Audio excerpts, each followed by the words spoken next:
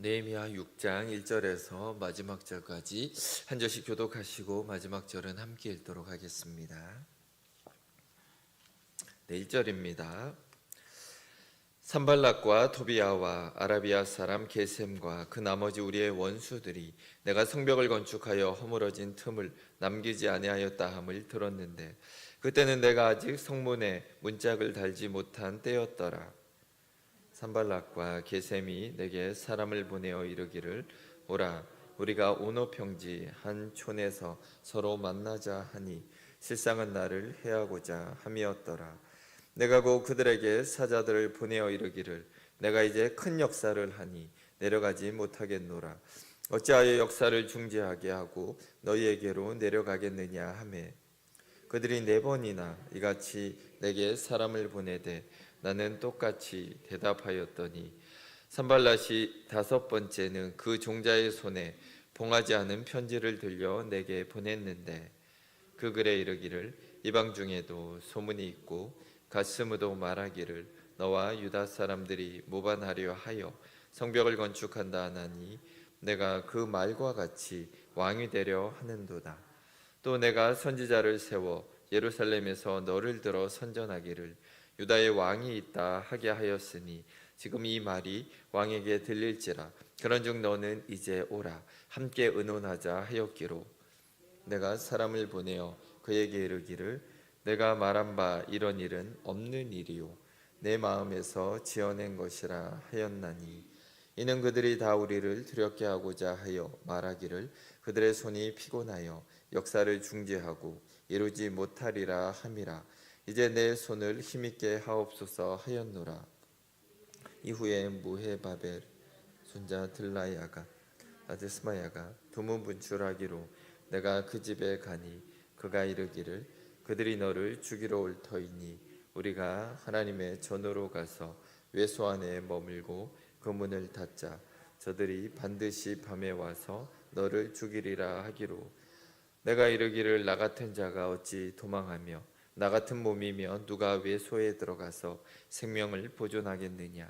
나는 들어가지 않겠노라 하고 깨달은즉 그는 하나님께서 보내신 바가 아니라 도비아와 산발랏에게 뇌물을 받고 내게 이런 예언을 함이라.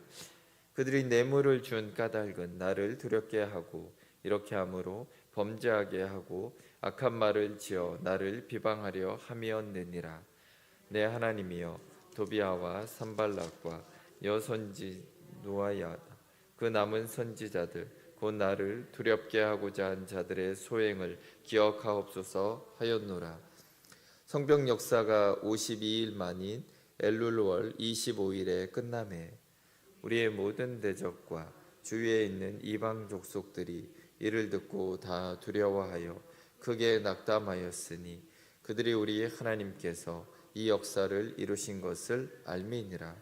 또한 그때 유다의 귀족들이 여러 번 도비아에게 편지하였고 도비아의 편지도 그들에게 이르렀으니 도비아는 아라의 아들 스가냐의 사위가 되었고 도비아의 아들 여호하난도 베레가의 아들 무술람의 딸을 아내로 맞이하였으므로 유다에서 그와 동맹한 자가 많음이라. 함께 읽습니다.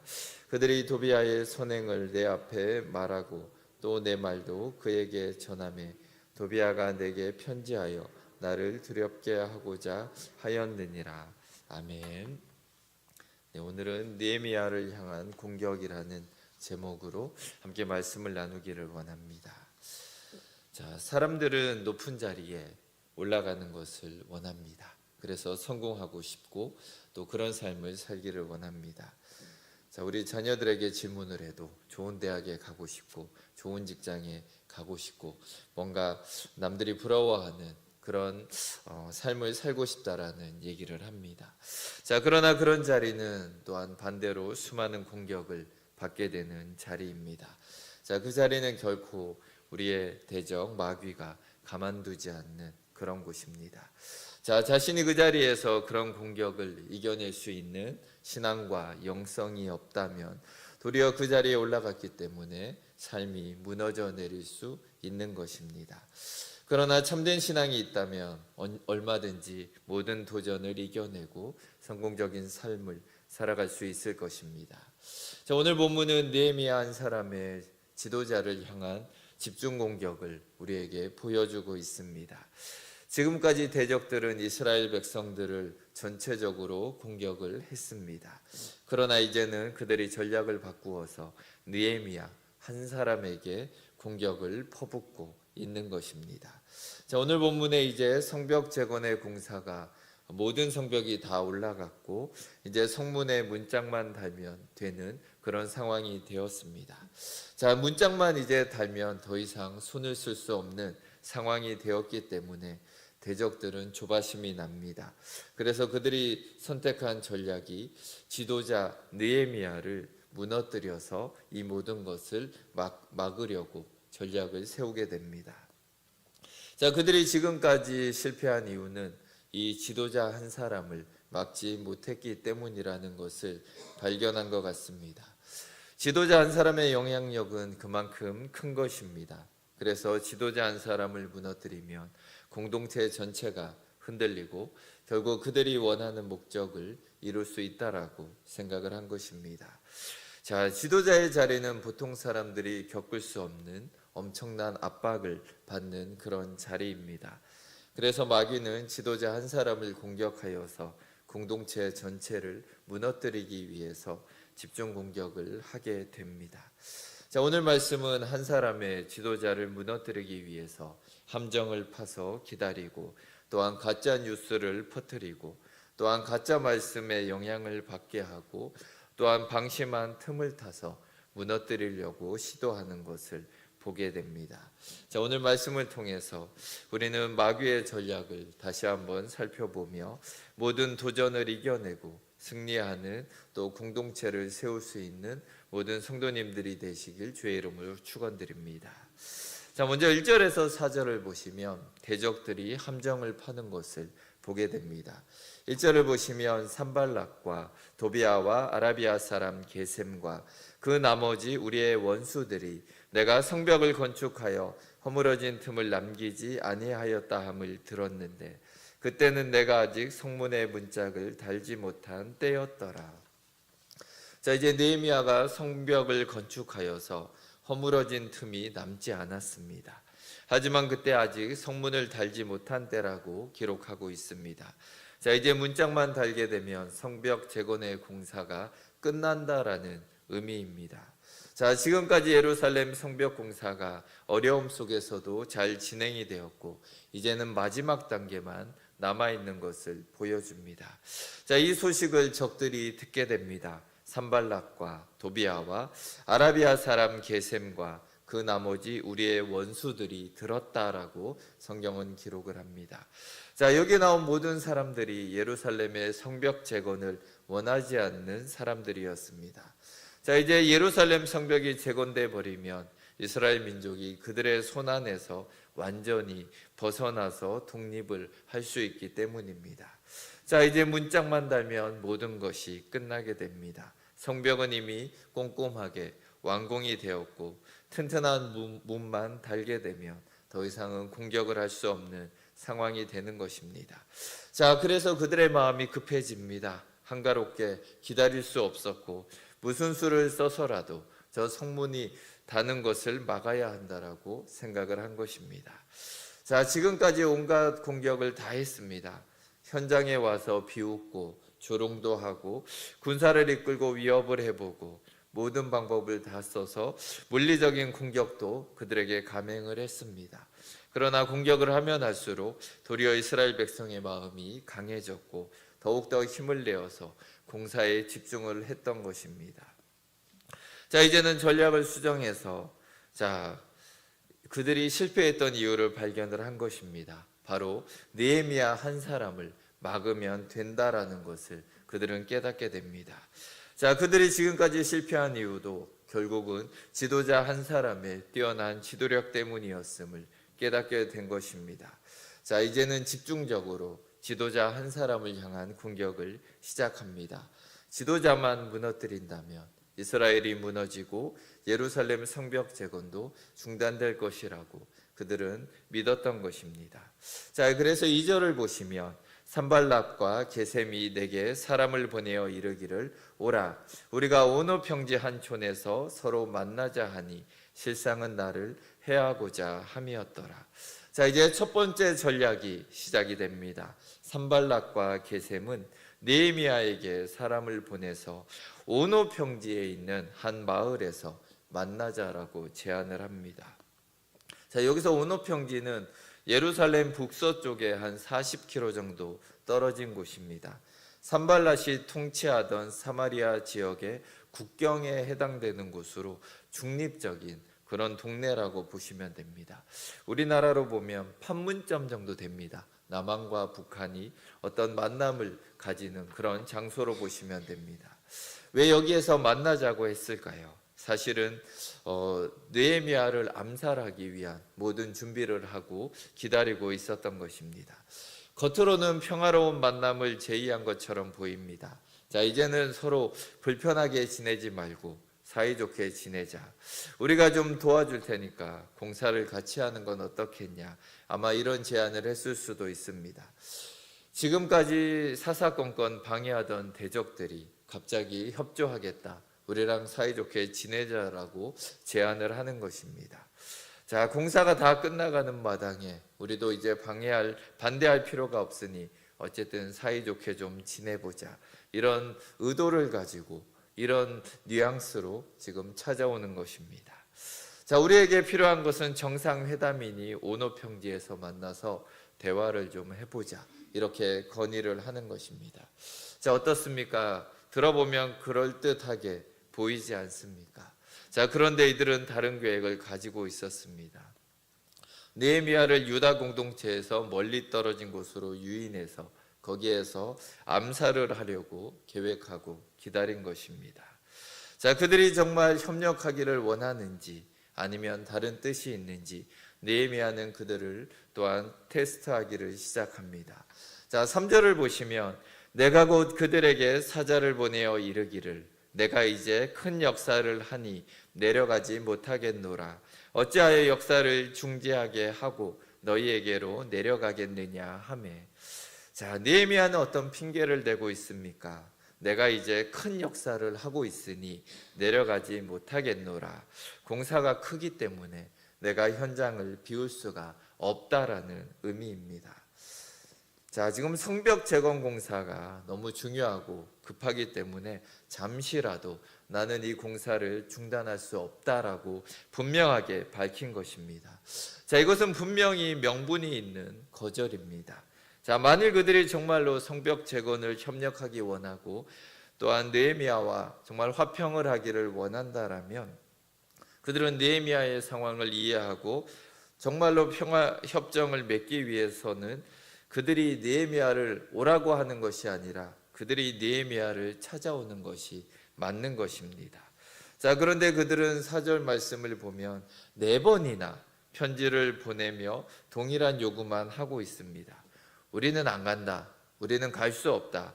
네가 반드시 이곳으로 와야 한다라고 4번이나 요구를 하고 있는 것입니다.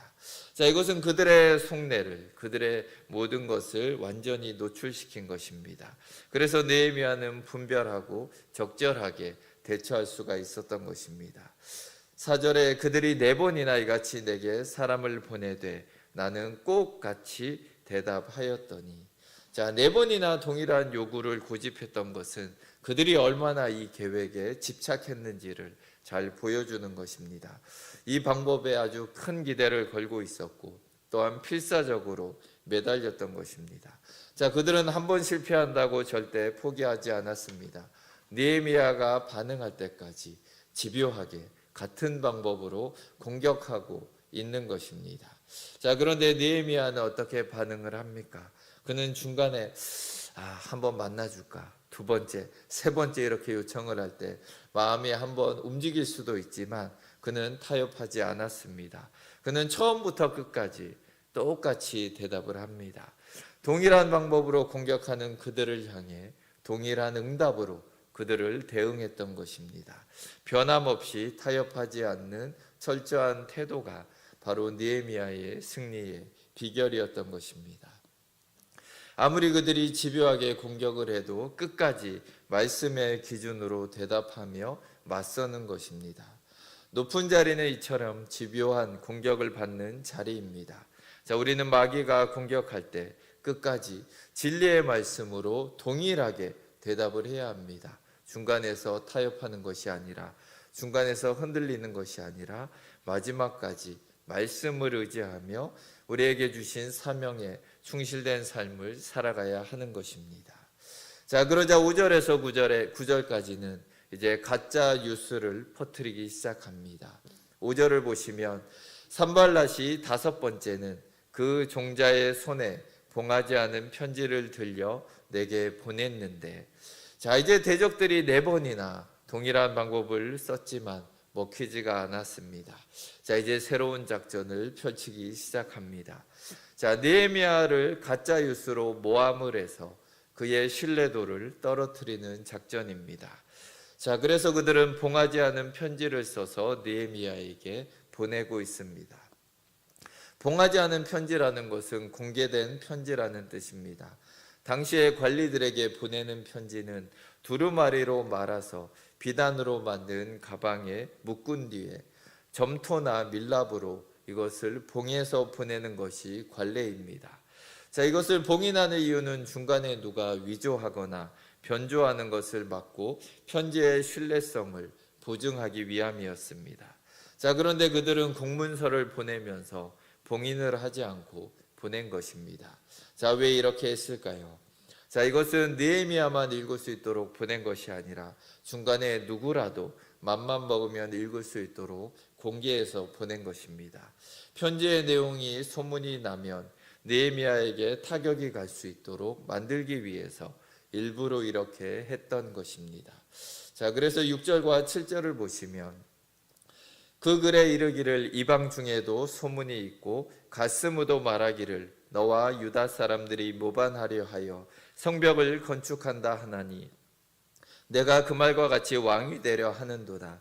또 내가 선지자를 세워 예루살렘에서 너를 들어 선전하기를 유다의 왕이 있다 하게 하였으니 지금 이 말이 왕에게 들릴지라. 그런즉 너는 이제 오라 함께 의논하자 하였기로. 자, 이들이 보낸 편지에 악성 루머가 퍼지고 있다라는 내용을 말하고 있는 것입니다. 느헤미야가 유다 사람들과 함께 왕을 배반하기 위해서 성벽을 건축한다라는 소문이 돌고 있다라고 말하는 것입니다. 여기에 가스무라는 사람은 1절에서 나오는 아라비아 사람 게셈의 아라비아식 발음으로 된 동일한 이름입니다. 자, 그들은 느헤미야가 왕이 되려 한다라는 소문을 만들어내었습니다. 심지어 느헤미야가 선지자들을 세워서 기름 부음을 받아 유다의 왕이 되었다라고 선전했다라는 소문까지 지금 들린다라고 말하고 있습니다. 자, 이제 이런 소문은 페르시아 왕에게까지 들릴 것이라고 협박을 합니다. 그러니 이제 오너 평지로 와서 우리랑 같이 의논을 하자 하고 동일한 요구를 하고 있습니다. 자, 이런 내용이 임봉하지 않은 편지 속에 들어 있었습니다. 공개적으로 보낸 목적은 느헤미야에 대해서 안 좋은 소문이 퍼지기를 바라고 있었기 때문입니다. 어쨌든 느헤미야로 하여금 그들의 요구를 들어주지 않으면 안 되도록 가짜 뉴스를 만들어서 지금 공갈 협박으로 위협을 하고 있는 것입니다. 자, 8절을 보시면 내가 사람을 보내어 그에게 이르기를 내가 말한 바 이런 일은 없는 일이요 내 마음에서 지어낸 것이라 하였나니. 자, 여기 보면 느헤미야가 이제 어떻게 대응을 하는지 알 수가 있습니다. 너가 말한 이런 일은 없는 일이다. 내 마음에서 지어낸 것이다. 느헤미야는 먼저 그들의 거짓됨을 폭로하고 있습니다. 느헤미야는 언제나 바른 중심으로 살아왔기 때문에 그들의 위협을 두려워하지 않고 그들을 무시하며 반박하고 있는 것입니다. 자, 이처럼 공갈 협박으로 그들이 위협했던 이유는 마지막 말을 보시면 너는 이제 오라 함께 의논하자. 결국은 느헤미야를 다시금 오노 평지로 끌어들여서 그들을 제거하려는 속셈입니다. 방법은 달랐지만 결국 목적은 동일합니다. 어떻게 하든 느헤미야를 죽이기 위해서 이들은 힘을 내고 있는 것입니다. 자, 그래서 이 유혹에 넘어가는 것이나 또한 결국은 함정에 빠져서 그들의 말에 응하면은 죽음을 당하게 되는 것입니다. 자, 이럴 때 지도자는 어떻게 대처를 해야 합니까? 한마디로 말하면 무시하는 것입니다. 느헤미야는 그들의 모든 말을 무시하고 거기에 시간 낭비를 하지 않았습니다.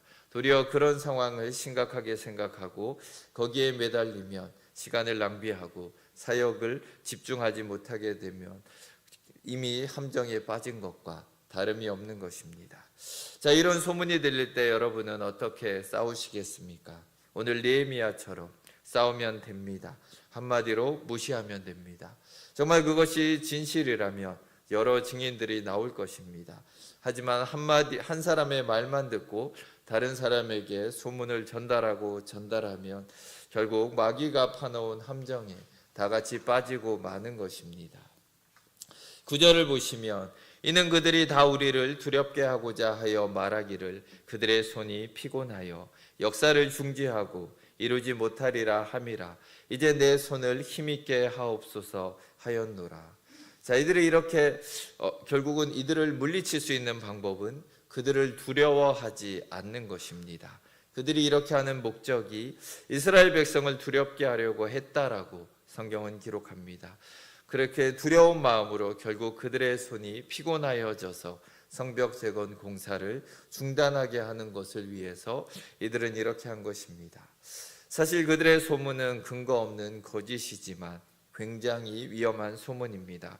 정말로 이 소문이 페르시아 왕에게 들어가면 느헤미야 한 사람뿐만이 아니라 유다 사람 전체가 끝장이 날 수도 있는 상황입니다. 자, 그러나 하나님은 이런 일을 만나도 하나님의 사람은 이런 일을 만나도 두려워할 필요가 없습니다. 대신 하나님께 맡기고 기도하면서 이길 수가 있는 것입니다. 느헤미야는 이 문제를 가지고 기도를 합니다. 이제 내 손을 힘있게 하옵소서. 그들의 목적이 느헤미야의 손을 피곤하게 하는 것이라면 하나님이 내 손에 힘을 주셔서 더욱 강력하게 이 모든 상황을 돌파하게 해달라고 기도를 한 것입니다. 자, 지금도 마귀는 공동체를 무너뜨리기 위해서 지도자를 집중적으로 공격을 합니다. 그 방법이 가짜 뉴스를 만들고 신뢰를 떨어뜨리는 것입니다. 그렇게 되면 손에 힘이 빠지고 하나님의 일을 더 이상은 감당할 수가 없게 되어서 결국 공동체가 무너지게 되는 것입니다. 자, 그래서 우리는 이런 일에 분별력을 가지고 대처해야 하는 것입니다. 지도자들은 이런 일에 너무 민감하게 반응하여서 시간을 낭비하고 사역에 집중하지 못하면 안 되는 것입니다. 때로는 그냥 무시하고 시간이 지나면 하나님이 해결해 주실 것을 믿고 기다리면서 내가 해야 하는 일들을 계속 묵묵히 해 나가야 하는 것입니다. 자, 사람을 두려워하지 말고 하나님께 맡기고 기도로 극복하며 나아가야 합니다. 내가 열심히 나선다고 문제가 해결되는 것도 아닙니다. 하나님이 또한 싸워주시도록 기도하면서 나아가야 하는 것입니다. 그러면 하나님이 나의 손에 힘을 주시고 또한 내가 사명을 감당할 수 있게 하시며 더 큰 능력을 경험하며 살아갈 수 있게 해주시는 것입니다. 지금도 마귀는 험담이라는 무서운 무기를 가지고 지도자들을 공격합니다. 여기에 산발락과 그 추종자들처럼 마귀에게 쓰임을 당하면 안 되는 것입니다. 도리어 지도자가 더욱더 진실하게 자기의 사명을 감당할 수 있도록 우리가 기도하며 힘을 내며 함께 나아가는 공동체가 되어야 하는 것입니다. 자, 또한 10절에서 14절을 보시면 이제는 거짓된 말씀으로 느헤미야를 공격하고 있습니다. 10절을 보시면 이후에 무헤다벨의 손자 들라야의 아들 스마야가 두문분출하기로 내가 그 집에 가니 그가 이르기를 그들이 너를 죽이러 올 터이니 우리가 하나님의 전으로 가서 외소 안에 머물고 그 문을 닫자. 저들이 반드시 밤에 와서 너를 죽이리라 하기로. 자, 이제 대적들이 들고 나온 방법은 가짜 선지자들을 통해서 거짓 선지자들을 통해서 거짓된 말씀으로 공격을 하는 것입니다. 자, 쉽게 말씀드리면 가짜 목사에게 가짜 말씀으로 영향을 주도록 하는 것입니다. 자, 여기에 들라야의 아들 스마야가 등장을 하고 14절에서는 여선자 노아디아와 많은 선지자들이 가짜 말씀을 들고 공격한 것을 우리는 알 수가 있습니다. 들라야의 아들 스마야가 두문분출했다라는 것은 당시 선지자들을 모방한 행동 예언이었습니다. 자, 포로기 시절의 에스겔 선지자는 어떤 특별한 행동을 통해서 하나님의 말씀을 나타내는 그런 관습들이 있었습니다. 이렇게 선지자가 두문분출을 하였다라는 것은 위험하니 숨으라라는 메시지를 또한 담고 있었던 것입니다. 스마야의 이런 행동은 소문이 나기 시작했고 느헤미야의 귀에도 들어가게 되었습니다. 느헤미야가 결국 관심을 갖게 되고 그를 만나러 찾아가게 됩니다. 그가 두문분출하자 느헤미야가 그 집에 찾아갔다라는 것은 그와 평소에 친분이 있고 또한 각별한 사이였음을 또한 보여주고 있는 것입니다. 자, 이렇게 찾아온 느헤미야에게 그는 그들이 너를 죽이러 온다라는 말을 계속 반복을 합니다. 아직 성벽에 문짝을 달지 않았기 때문에 지금 안전하지 않다라는 것입니다.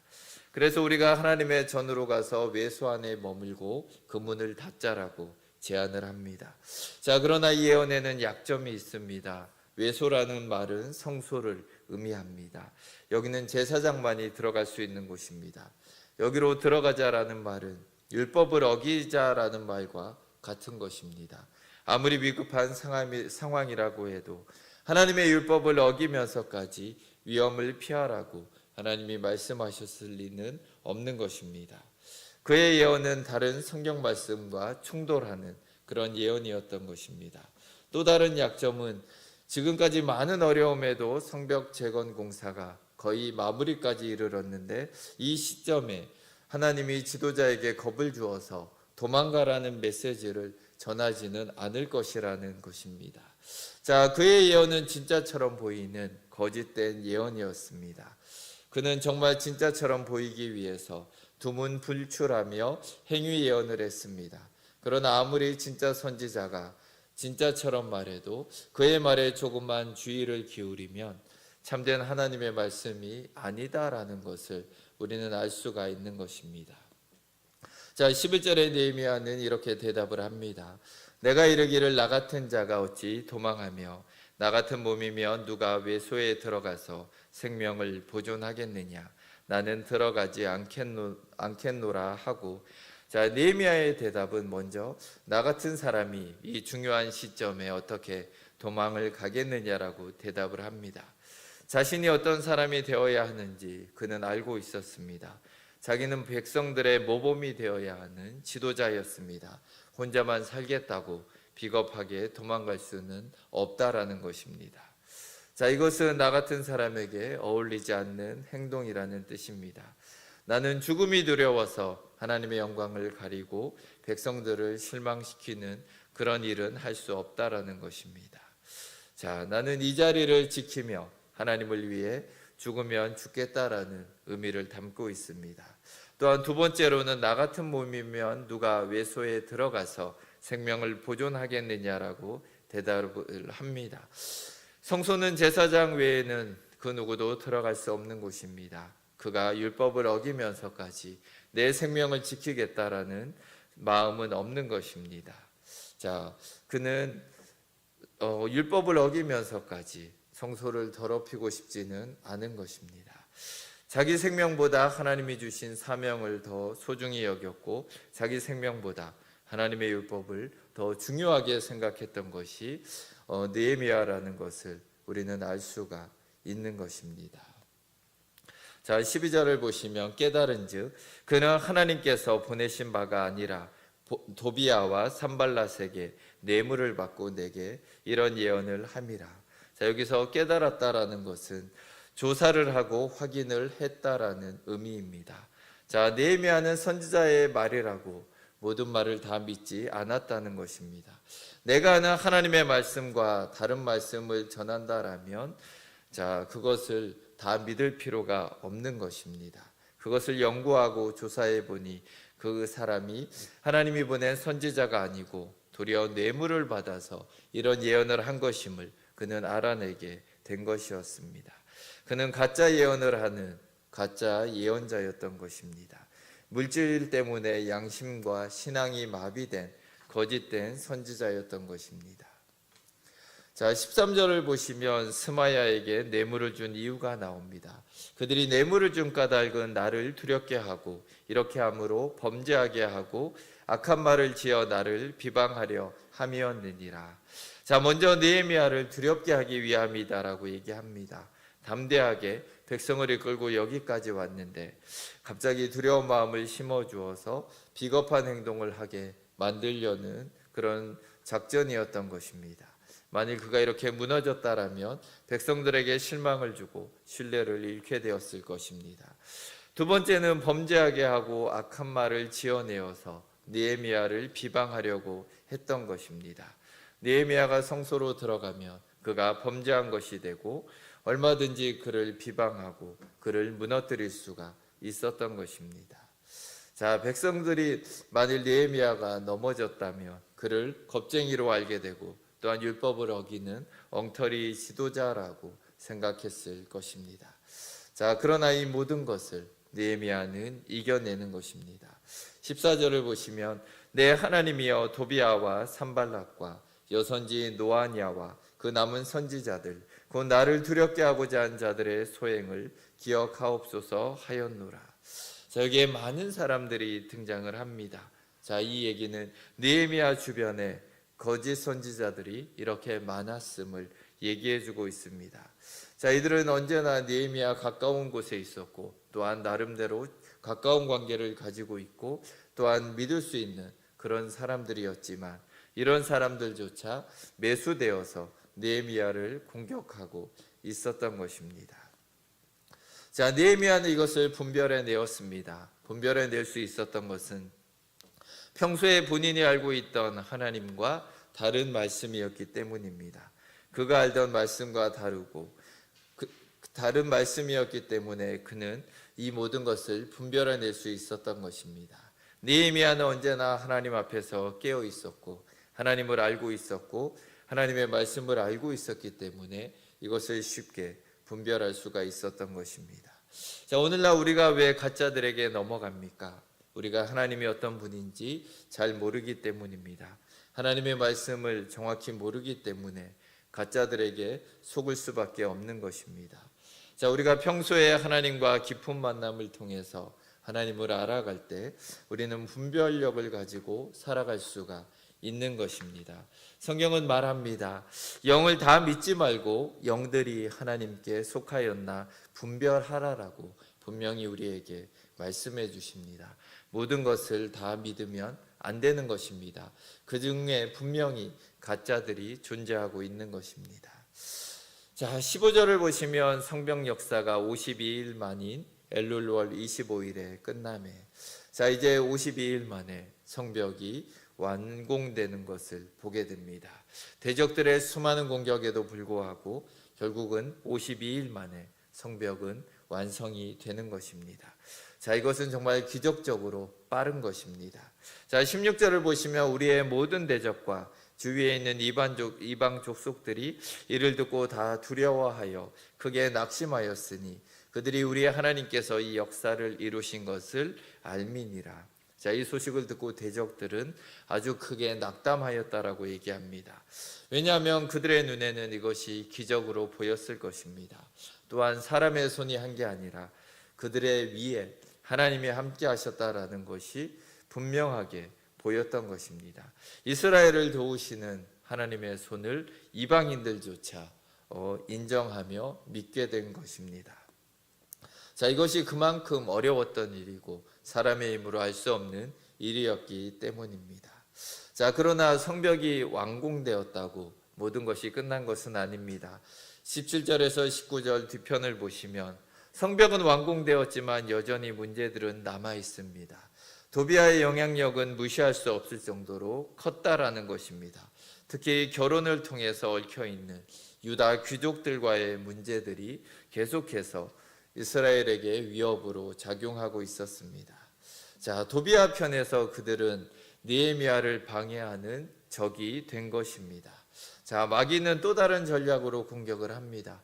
이제 성벽이 완성됐으니까 다 됐다. 이제 마음 놓아도 된다. 이렇게 우리의 마음을 편하게 했을 때 또 다른 공격으로 계속해서 이스라엘을 무너뜨리려고 하는 것입니다.